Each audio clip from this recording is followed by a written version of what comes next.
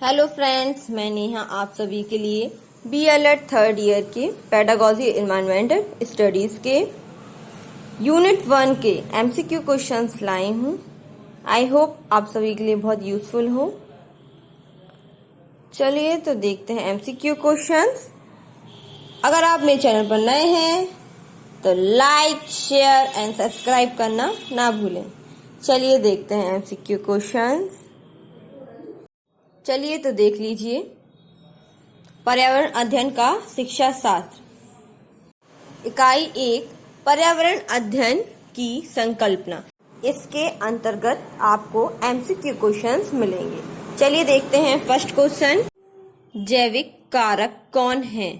तो आंसर होगा डी, सभी हैं। मानव, पौधे, जंतु, सूक्ष्म जीव सभी होते हैं, इसलिए आंसर होगा डी, सभी। चलिए नेक्स्ट। पर्यावरण के प्रकार कितने होते हैं?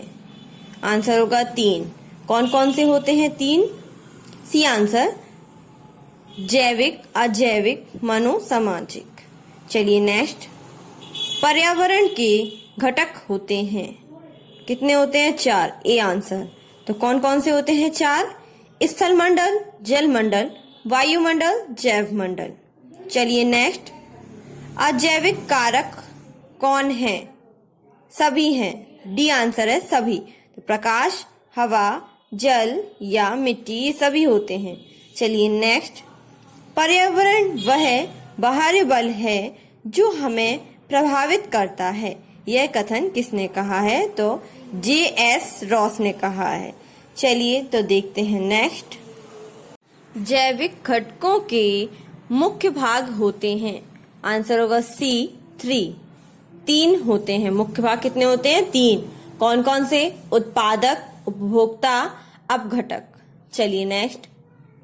पृथ्वी के ऊपर ठोस परत के रूप में पाया जाता है। स्थल मंडल, बी आंसर। चलिए नेक्स्ट। जल मंडल के अंतर्गत महासागरीय क्षेत्र को विभाजित किया गया है। ए आंसर, 4 महासागरों में। तो कौन कौन से 4 महासागर हैं?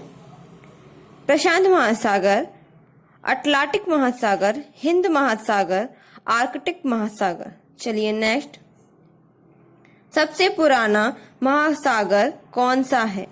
बी आंसर, प्रशांत महासागर। नेक्स्ट। पर्यावरण अध्ययन की प्रकृति में सम्मिलित है। ये सभी, डी आंसर होगा, सभी। सामाजिक पक्ष, तकनीकी पक्ष, वैज्ञानिक पक्ष। नेक्स्ट। सागरों की संख्या, कुल संख्या होती है 7। चलिए नेक्स्ट। मनुष्य इस सृष्टि की कृति है। तो कौन सी सृष्टि की कृति है? सर्वोत्तम कृति। चलिए नेक्स्ट। पर्यावरणीय शिक्षा के प्रत्यक्ष को किस प्रकार से समझा जाता है? डी आंसर होगा, सभी। पर्यावरण के लिए, पर्यावरण के बारे में, पर्यावरण से। तो आंसर होगा डी, सभी। चलिए नेक्स्ट।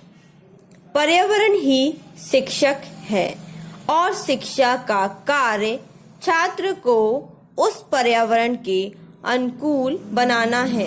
यह किसने कहा है? तो ए आंसर होगा, टॉमसन। चलिए नेक्स्ट।